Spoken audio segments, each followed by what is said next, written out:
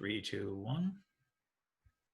Hi, everybody. We're back on our Halloween series with Bruce Hoskins, and we're going to continue on. So, Bruce, what are you going to do for our psychic fair? I'm going to do a whole bunch of things. I do tarot cards. I do oracle cards. I do playing cards. I also do numerology. I do past lives. I also do clairvoyant / clairaudient readings. There's a whole slew of things that I can do, and sometimes I mix my cards in with these things, and sometimes they're completely without cards. One of the specialty things which I wind up doing an awful lot, especially this time of year, is relationship readings. And I do those both with and without tarot. I'm very good at doing couples readings, and I also do children's readings from time to time as well when the call comes.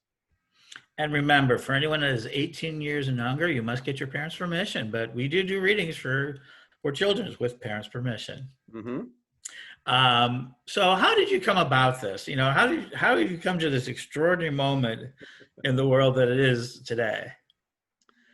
Well, as the Grateful Dead once sang, what a long, strange trip it's been. I mean, for me, I've been doing this probably for almost 30 years now. But I should say, like everybody else, we all have the gift. The only question is that how do we know to tap into it and then actually try to apply it? Because in my case, I can actually look back to when I was a child and kind of go, so I had these gifts way back when. I just didn't know what they were. And it wasn't until I was adult, I started actually figuring out what all this stuff actually was.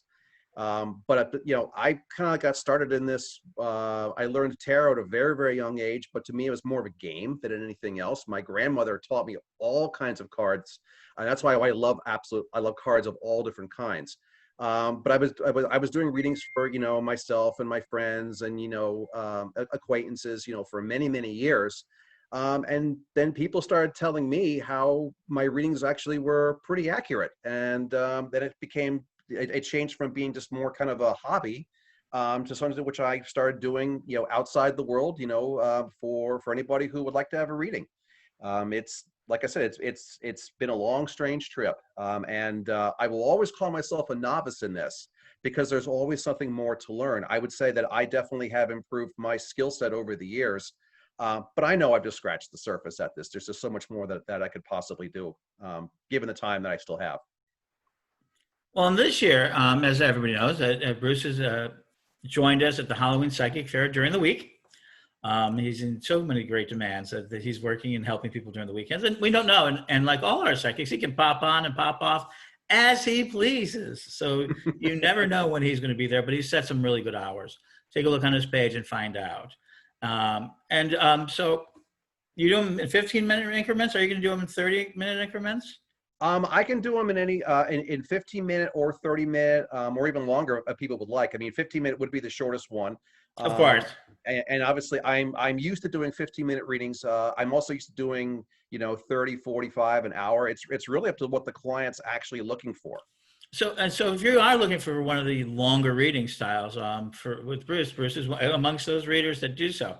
It's always very interesting to see the various styles of how long readers are willing to do so. But with your great experience, as you explained to us and everything else, what can they expect when they're coming on? Because it's kind of going to be a little bit unusual. I mean, you've been practicing. You have your page. You have the Lord Fafner and Spawn page. You've been doing. My daughter and I have been doing a psychic business for about 5 years now. Mm-hmm. And yeah, so, she was on, and she had a lot to say about Dad.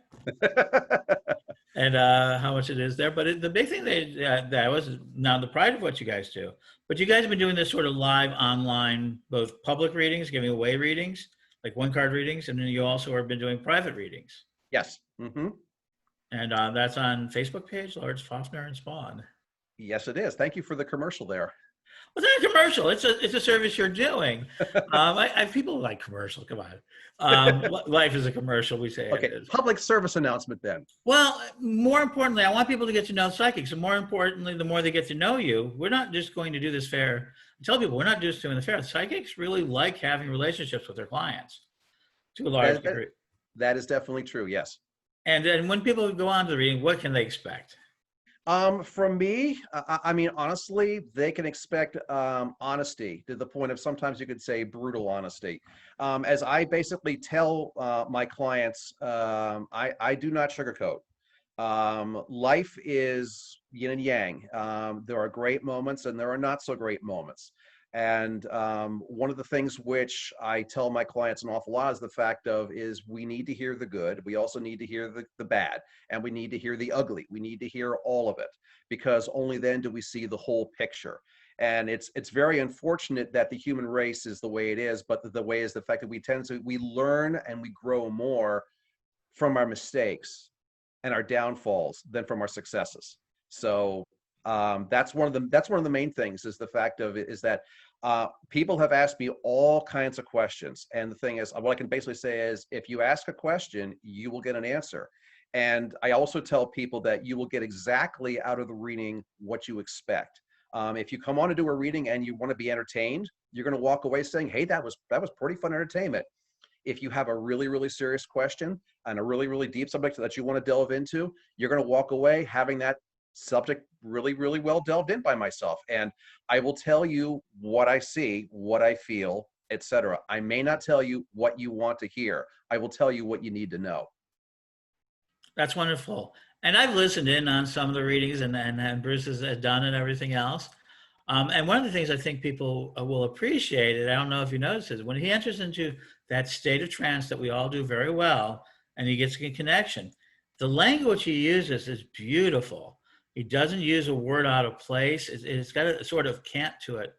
It's like listening to bird song. It's like listening to a song. It's a very wonderful thing. You can remember more of it because of the fact he's taking the time to actually use his words and language, not just for the words of it, but to try to get those feelings across. And he does that really wonderfully.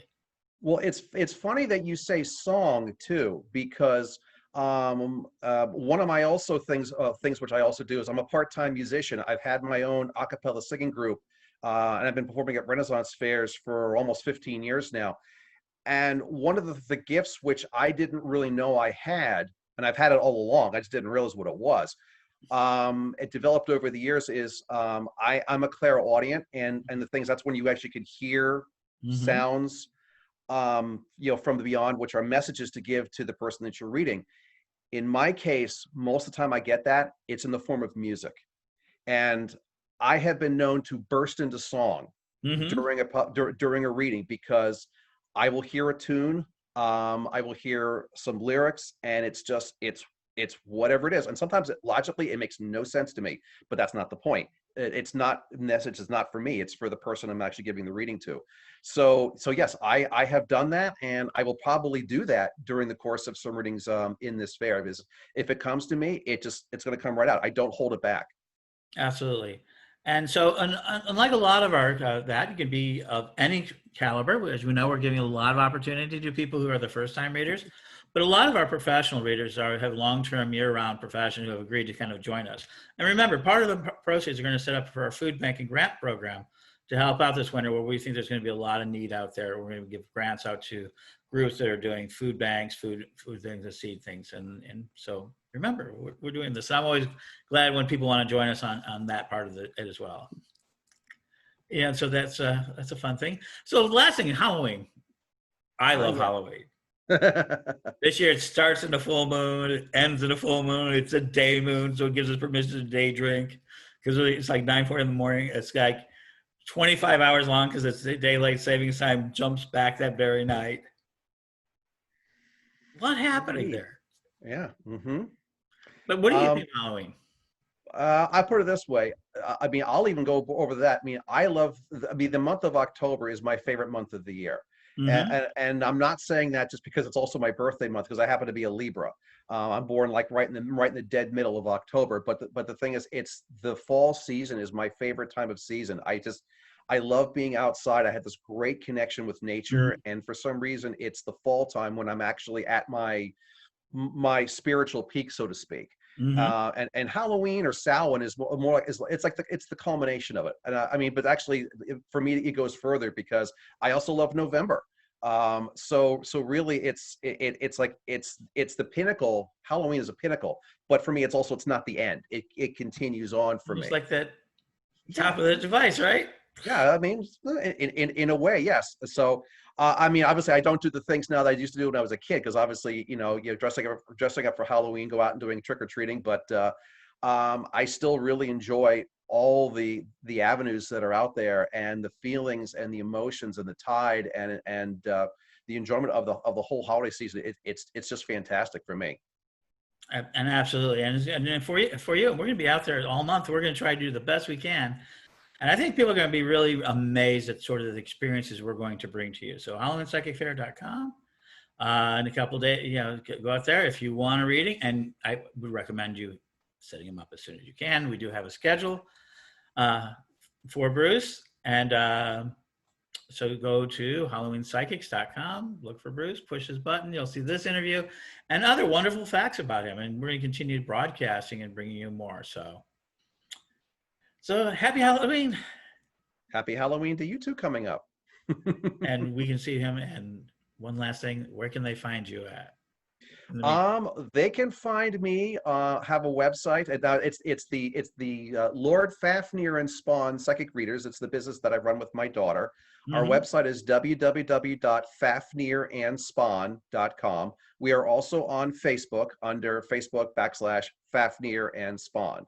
And anyone who actually knows where the name Fafnir comes from can get a slight little discount on a reading, or maybe a little extra time, because it's a little bit of a trivia question as to if you know the story of where that name comes from and why I've taken it as my character name. Interesting. And if you want to see another great interview, look up Red Angelique on our psychic list and see her interview where she talks about Dad. Maybe Happy Halloween. Maybe she gave the secret away. Did not. Ah, good. But it is an interesting story. There we go. Happy Halloween. Happy Halloween Psychic Fair. And sign up, sign early. We're going to have a great time.